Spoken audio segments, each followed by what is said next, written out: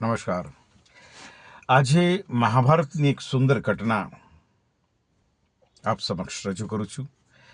મેં થોડા દિવસ પહેલાં સાંભળેલી. મને એમ થયું કે આપ સૌની સાથે શેર કરું.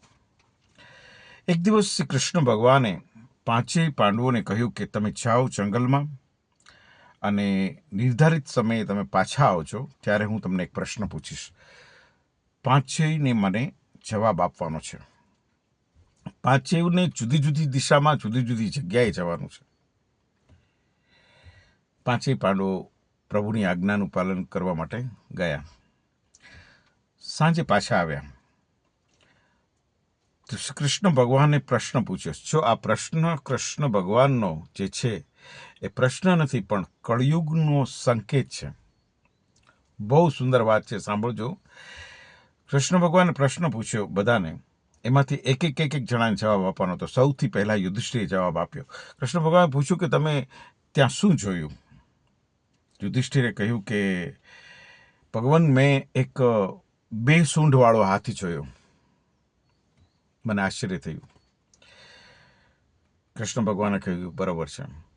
કળિયુગમાં એવા જ લોકો રાજ કરશે જે લોકો કહેશે કંઈ અને કરશે કંઈ, અને છતાં બંને બાજુથી શોષણ કરશે. આ જવાબ હતો કૃષ્ણ ભગવાનનો, અને પ્રશ્ન યુધિષ્ઠિરને હતો. એવી જ રીતે બધાને જવાબ આપવાનો. ત્યાર પછી વારો આવ્યો અર્જુનનો. અર્જુનને પૂછ્યું કે હે પાર્થ, તે શું જોયું ત્યાં? તો અર્જુને કહ્યું કે ભગવાન, મેં એક એવું પક્ષી જોયું જે આકર્ષક અને ખૂબ જ સુંદર હતી. અરે, એની પાંખો ઉપર વેદની ઋચાઓ લખી હતી. કોઈ એકદમ જ્ઞાની પુરુષ જેવો લખે ને એવા અક્ષરોથી. પણ મને આશ્ચર્ય એ વાતનું થયું ભગવાન, કે થોડીક આગે જઈને પછી એ માંસ ખાવા માંડ્યું. કૃષ્ણ ભગવાને હાસ્ય કર્યું અને કહ્યું કે હા અર્જુન, તારી વાત સાચી છે.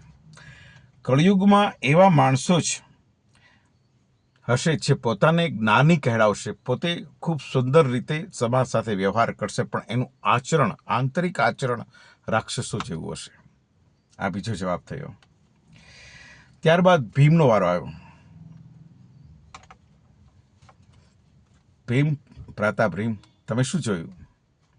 ભીમે કહ્યું કે મેં એક ગાય જોઈ જે પોતાના જ વાછડાને આમ ચાટીને ઘાયલ કરતી હોય, હેરાન કરતી હોય. મને આ વાત કંઈ સમજાણી નહીં ભગવાન, તમે કહો તો વિસ્તારથી. કૃષ્ણ ભગવાને કહ્યું, સાંભળો, કળિયુગમાં મમતા એટલી બધી વધી જશે કે પોતાના સંતાનોનો વિકાસ નહીં થવા દે. આપણે જોઈએ છે ને કેટલું બધું વધારે વધી ગઈ છે ટૂંકમાં મમતા. ત્યાર પછી આવ્યો વારો સહદેવનો. સહદેવને પૂછ્યું કે તમે શું જોયું સહદેવ? સહદેવે કહ્યું કે મેં 7 કૂવાઓ જોયા ભરેલા, એની વચ્ચે એક કોરો અને સૂકો કૂવો જોયો. મને કાંઈ વાત સમજમાં ના આવી કે આ બધું છે ભરેલું, તો પછી અહીંયા કેમ સૂકું છે? કૃષ્ણ ભગવાને હસતા હસતા કહ્યું કે કળિયુગમાં લોકો ધનને બેકાર અને ફાલતુની ચીજમાં વેડફશે, પણ આજુબાજુમાં રહેલા ભૂખ્યા લોકોને જોશે નહીં. બીજી જગ્યાએ ધનનો વેડફાશ થશે, પણ એનો યોગ્ય ઉપયોગ નહીં થાય, જે આજે આપણે બધા જોઈ રહ્યા છીએ. ત્યાર પછી નકુલનો વારો આવ્યો. નકુલે કહ્યું કે ભગવાન, મેં એક વિચિત્ર ઘટના જોઈ આજે, જે મને બિલકુલ સમજમાં ન આવી. એક મોટી બધી વિશાળ ખીણ હતી, એની ઉપરથી એક વિશાળ શિલા આમ પડી, ગબડતી આવી, આજુબાજુના ઝાડવાઓને બધાને તોડતી આવી, અને હજી નીચે પડવાની બાકી હતી. ત્યાં એક બાજુમાં તુલસીનો નાનો એવો છોડ કે રોપ હતો, ત્યાં આવીને અટકી ગઈ. જાણે કે તુલસીના એ છોડે એને અટકાવી દીધી હોય, એના પહેલાંથી અટકી ગઈ હોય.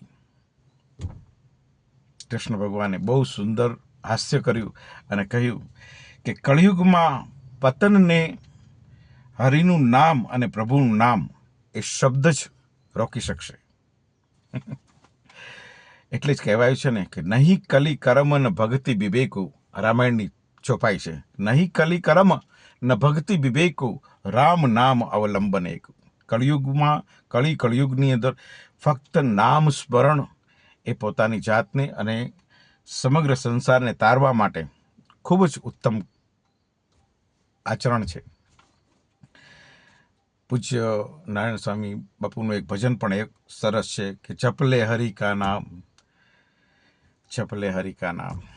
આજની આ સુંદર વાત અને સુંદર પ્રસંગ આપ સૌને પસંદ આવ્યો હોય, ગમ્યો હોય તો મને લાઈક કરજો, અને મારા લાયક કોઈ એવી ટિપ્પણી હોય તો મને જરૂર કહેજો કે જેથી હું કંઈ સુધારો કરી શકું. અને આપ સૌનું જય સિયારામ.